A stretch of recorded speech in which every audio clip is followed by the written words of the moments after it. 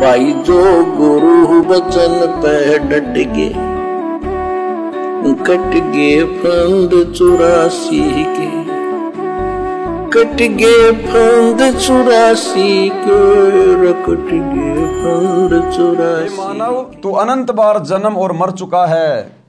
भाई जैसे एक सीधी सी बात है इसको समझने के लिए कि आदमी कैसे बार बार जन्मता है और मरता है। विशेषकर हिंदू भाइयों को तो अच्छे से पता है कि त्रेता युग में रामचंद्र जी आए थे दशरथ के बेटे, और जब उनकी पत्नी को रावण उठा ले गया, अब बेचारा रामचंद्र क्या करे, राज्य से वो निष्कासित है। अब अपनी पत्नी को रावण से लड़ाई करके वापस लाने के लिए उसको सेना की आवश्यकता थी। अब उस समय किष्किंधा में बाली ने अपने भाई के साथ में लड़ाई करके और उसके राज्य के ऊपर कब्जा कर रखा था, और सुग्रीव की पत्नी को भी बाली ने अपनी पत्नी बनाकर रखा हुआ था। अब सुग्रीव का संपर्क हो गया हनुमान जी के माध्यम से श्री रामचंद्र जी के साथ। अब रामचंद्र जी ने कहा कि ऐसी ऐसी बात है, तो सुग्रीव ने कहा कि मैं अपनी वानर सेना से आपकी मदद कर दूंगा, लेकिन आपने मेरे भाई बाली से मेरा राज्य और मेरी पत्नी वापस दिलवानी पड़ेगी। तो रामचंद्र जी ने अपने स्वार्थ के लिए हां भर दी और कोई ऑप्शन नहीं था।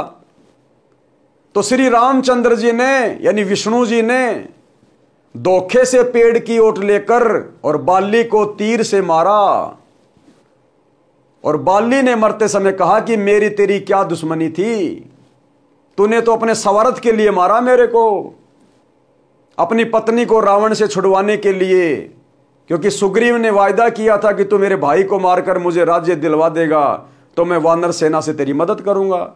तो हे विष्णु, हे रामचंद्र, तूने तो अपने स्वार्थ के कारण मेरी मृत्यु की है, इसका बदला कब देगा?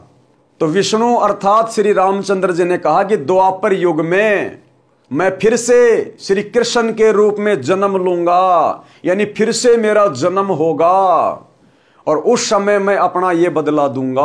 और आप सबको पता है वही श्री रामचंद्र यानी विष्णु जी जो त्रेता युग में थे, वो द्वापर युग में श्री कृष्ण जी के रूप में देवकी के गर्भ से जन्मे, और अंत में फिर उनकी मौत कैसे हुई? जहरीला तीर लगने से।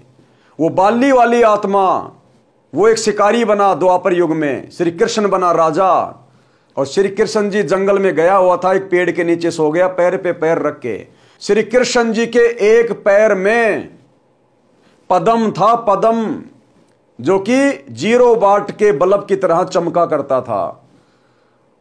अब त्रेता युग में जो सुग्रीव का भाई बाली था, जो द्वापर में एक शिकारी बना था, वो एक जहर बुझा हुआ तीर लेकर शिकार करने निकला था, लेकिन शिकार नहीं मिला। अचानक से देखा कि कोई चीज चमक रही है, पेड़ों की झुरमटों से उसने देखा कि कोई चीज चमक रही है। अब उसने सोचा कि पूरा दिन हो गया शिकार मिला नहीं, और लगता ये हिरण बैठा उसकी आंख चमक रही है, अगर मैं इधर उधर से जाऊंगा तो ये भाग जाएगा। उसने हिरण की आंख समझकर और दूर से ही निशाना लगा दिया उस जहर बुझे हुए तीर से, और वो श्री कृष्ण जी के पैर में जा लगा। लगते ही उन्होंने हाय मर गया, हाय मर गया, क्योंकि भैया दर्द तो होगा ही जब तीर लगेगा पैर में, कोई कांटा लग जाए तो ही आदमी कितना दुखी हो जाता है। अब वो बालिया तुरंत दौड़ के गया कि लगता है धोखे से कोई इंसान मर गया। जाके देखा तो ये तो राजा है, पता चला ये तो द्वारिकाधीश है। उसने कहा कि भगवान मैंने जानबूझ के नहीं मारा, मेरे से गलती हो गई। तो श्री कृष्ण जी ने कहा कि भैया तेरी गलती नहीं है, तेरा और मेरा अदला बदला पूरा हो गया। उसने कहा कि भगवान आप राजा, मैं रंक, आपकी मेरी क्या अदला बदली?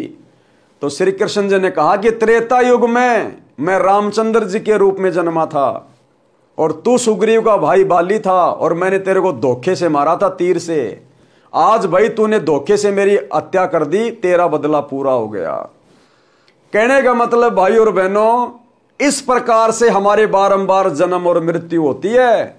जिस प्रकार इस भगवान विष्णु की बारंबार जन्म और मृत्यु होती है, त्रेता युग में रामचंद्र बन के जन्मा, फिर द्वापर में श्री कृष्ण बन के जन्मा, और कलयुग के लास्ट में अब वो कल्कि बन के जन्मेगा। कलयुग के लास्ट में जब हमारे भगवान जन्म और मरण में हैं, तो भला आप और हम 2 कोड़ी के इंसान भला कैसे जन्म मरण में नहीं आएंगे। और दूसरी बात, हम जिन भगवानों की भक्ति कर रहे हैं सुख प्राप्त करने के लिए, पाप कर्मों का सत्यानाश करवाने के लिए, क्योंकि सुख कब होगा, जब हमारे पाप कर्म कटेंगे। भाई पाप कर्मों से दुख होता है और जो पुण्य होते हैं उनसे सुख होता है। तो हम अपने पाप कर्म कटवाने के लिए तो भक्ति करते हैं ताकि हम सुखी हों। ये विष्णु भगवान खुद भी अपने पाप कर्म नहीं काट सकता। इनकी भक्ति से, ब्रह्मा विष्णु महेश की भक्ति से, देवताओं की भक्ति से आप और हमारे पाप कर्म कहां कटेंगे। अरे त्रेता युग में इसने बाली को मारा, धोखे से पाप किया, उस कर्म का बदला देने के लिए इसको द्वापर में श्री कृष्ण जी के रूप में जन्म लेना पड़ा और मौत का बदला मौत से ही देना पड़ा। तो जब ये विष्णु अर्थात श्री रामचंद्र खुद अपना वो कर्म नहीं काट पाया, तो इसकी भक्ति से आप और हमारे कर्म कैसे कटेंगे। तो भाई और बहनों, ये ज्ञान सतगुरु ने आके दिया। ये कथाएं तो हम रात दिन पढ़ते थे, हमारे गुरुजन पढ़ाते थे, लेकिन समझ में ना हमारे आती थी ना हमारे धर्म गुरुओं की आती थी। आज सतगुरु ने आके इन कथाओं का रहस्य बताया, इन कथाओं का सारांश क्या है, निष्कर्ष क्या है। तो भाई सतगुरु की भक्ति से पाप कर्म कटेंगे, इतनी तेजी से कटेंगे जिसकी आपने कल्पना भी नहीं की होगी। जो सुख आपके पूर्वजों को, जो ब्रह्मा विष्णु महेश की देवी देवताओं की भक्ति कर करके मर गए, नहीं प्राप्त कर पाए बेचारे, अंत में दुर्गति को प्राप्त हुए, वो सुख आप जी थोड़े समय में सतगुरु रामपाल जी की भक्ति से प्राप्त करेंगे। एक बार सत्संग सुनना शुरू करें और उसके बाद में ज्ञान समझ में आए तो नाम दीक्षा लीजिए और फिर देखिए नित नए सुख परमात्मा आपके घर में, आपके शरीर में, आपके कारोबार में देगा। भाई जो गुरु वचन पे डट के, कट गे फंद 84 के, कट गे फंद 84 के, रकट गे फंद 84 के। भाई जो गुरु वचन पे डट के, कट गे फंद 84 के, कट गे फंद 84 के, रकट गे फंद 84 के। भाई जो गुरु वचन पे डट के,